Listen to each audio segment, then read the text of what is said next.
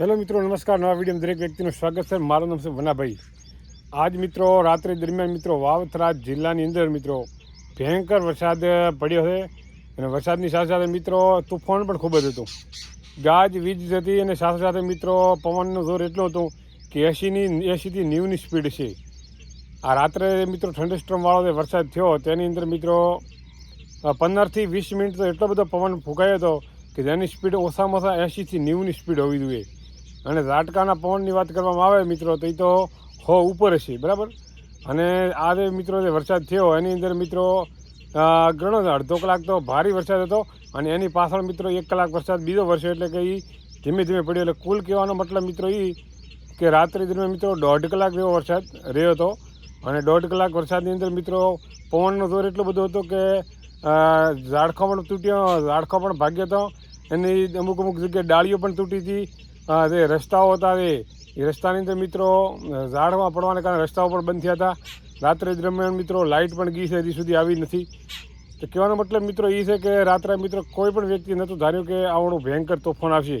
અને વાવથરા જિલ્લો મને 99% એવું લાગી રહ્યું છે કે વાવથરા જિલ્લો છે એને જેટલા તાલુકા છે તમામ તાલુકાની અંદર મિત્રો આવો રાત્રે વરસાદ વરસ્યો છે. અને રાત્રે મિત્રો વીજળી તો એટલી બધી કાટકતી હતી કે એનું કોઈ માપ જ નહોતું. 99% તો મિત્રો વીજળીને ગમે જગ્યાએ સમાચાર પણ આવશે કે કઈ કઈ જગ્યાએ પડે છે.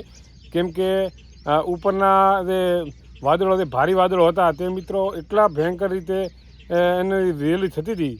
અને સાથે મિત્રો એટલો બધો પવન અને વીજળી, એટલે કહેવાનો મતલબ એ મિત્રો કે થંડરસ્ટોર્મવાળો વરસાદ હતો. અને ખૂબ જ મિત્રો ખેડૂત લોકોને પણ નુકસાન થયું છે. કેમ કે જેને ઉનાળુ સિઝન લાગેલી હતી એ મિત્રોને ઘણું બધું મિત્રો નુકસાન થયેલું છે.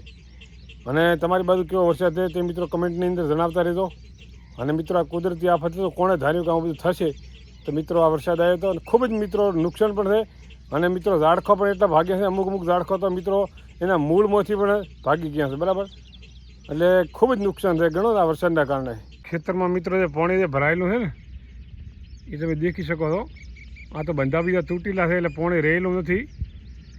માત્ર આટલું છે. રાત્રે મિત્રો વીજળી થતી ત્યારે મિત્રો ખાસું બધું પાણી પડેલું હતું. આ ઝાડખાને વાળો ડાળ પડી ગઈ, બરાબર.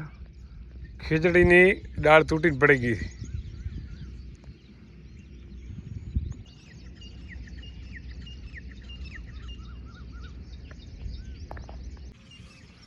આ મિત્રો તમે દેખી શકો આવડો મોટો ઝાડમાં દેખો ભાગી ગયો. રાત્રે કેટલો બધો પવન હશે, એની સ્પીડ કેટલી છે તમે વિચાર કરો કે આખો ઝાડખો થાય મિત્રો એ ભાગી ગયો. ભાડો આવો ઝાડો લેબડો તો પડી ગયો.